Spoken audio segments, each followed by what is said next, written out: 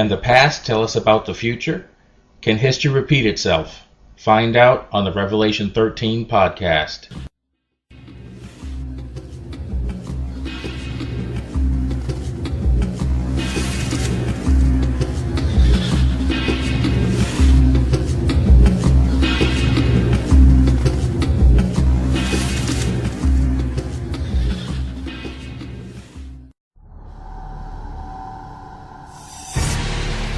Then I stood on the sand of the sea, and I saw a beast rising up out of the sea, having 7 heads and 10 horns, and on his horns 10 crowns, and on his heads a blasphemous name.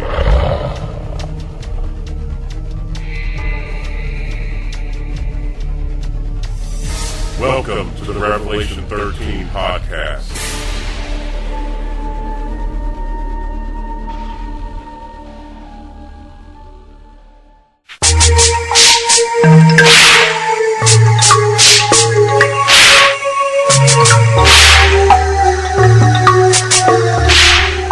What has been is what will be, and what has been done is what will be done. There is nothing new under the sun. Can one say about anything, look, this is new? It has already existed in the ages before us. There is no memory of those who came before, and of those who will come after. There will also be no memory among those who follow them.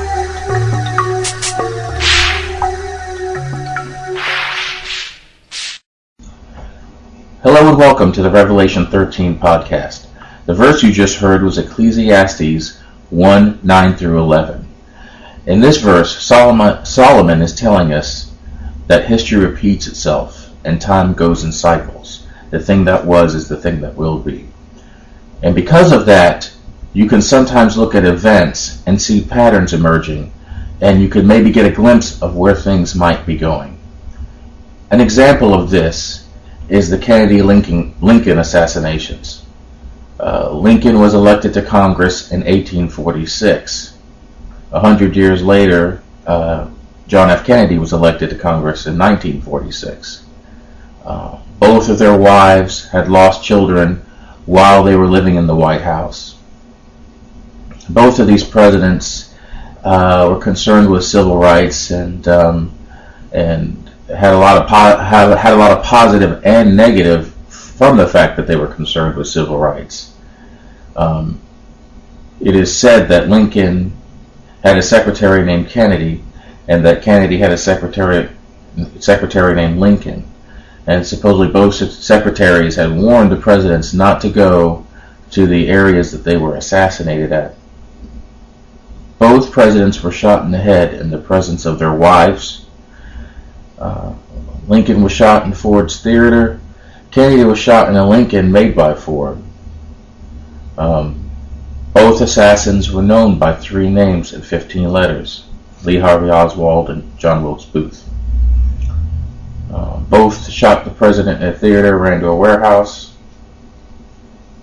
Booth shot the president in the theater and ran to a warehouse. Oswald shot from a warehouse and ran to a theater.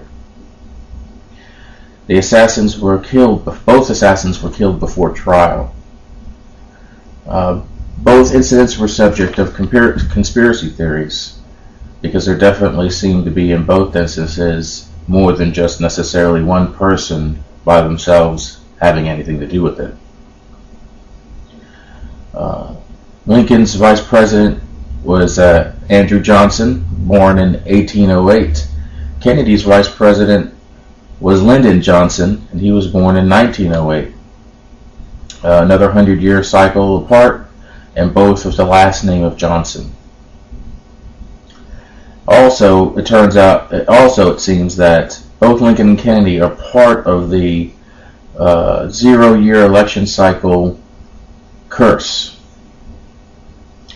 Supposedly, an Indian named Tecumseh put a curse on President Henry Harrison because he had put down Indians in some Indian wars, and when he found out that he became president, he supposedly put a curse on him. And it seems to have taken effect for every president elected on a 0 year. Because Harrison died 1 month after being in office from pneumonia in 1840. In 1860, it was Abraham Lincoln, who was killed at the beginning of his second term. In 1880 was Garfield, and he died of a gunshot wound a year after election. 1900 was William McKinley.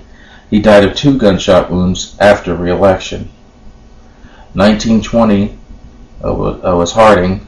He died of a heart attack 3 years after election. 1940 you had Roosevelt, who was re-elected to a 4th term and then died shortly thereafter. In 1960 you had Kennedy, who was assassinated in 1963. And then the cycle was potentially broken, as far as at least for fatalities, in 1980, when Reagan narrowly survived his assassination attempt. Now, since then, the next 0-year election was George W.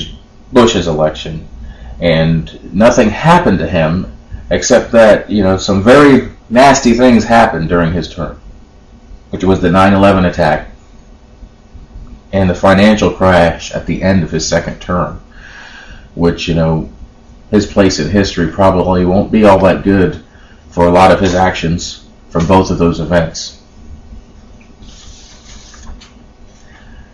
Second example of this cycle of history repeating itself and is the election of 1824 and the election of 2000 of George W. Bush.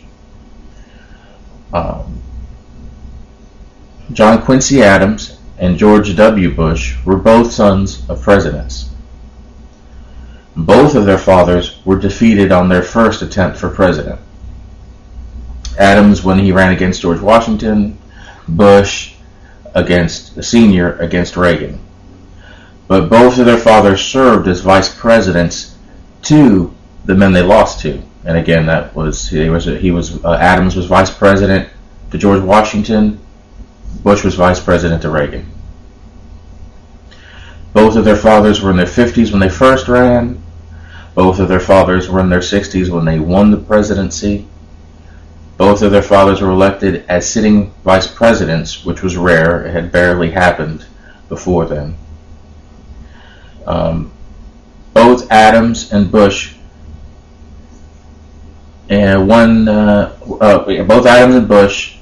won their presidency on their first try. John Quincy Adams and George W. Bush the sons won on their first try, unlike the fathers.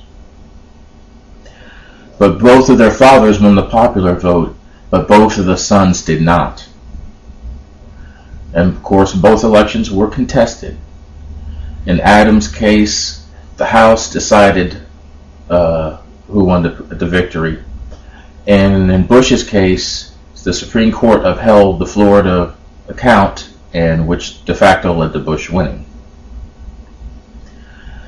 Adams was the first president in the 19th century not to have the popular vote, and Bush was the first in the 20th not to have his popular vote. But they both were reelected.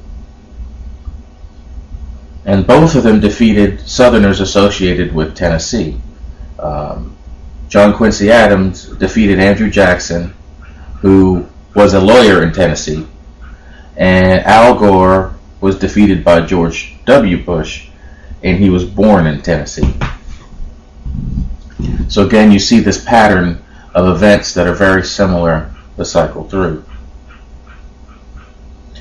Right now, another trend that we're seeing is the rise of Iran as a nuclear power and as a problem, and the same rise as Hitler and the Nazis. There's a few similar points. Hitler aggressively built up the military, and did it even though they weren't supposed to, from peace treaties of the past. Right now, Iran is aggressively building their nuclear technology,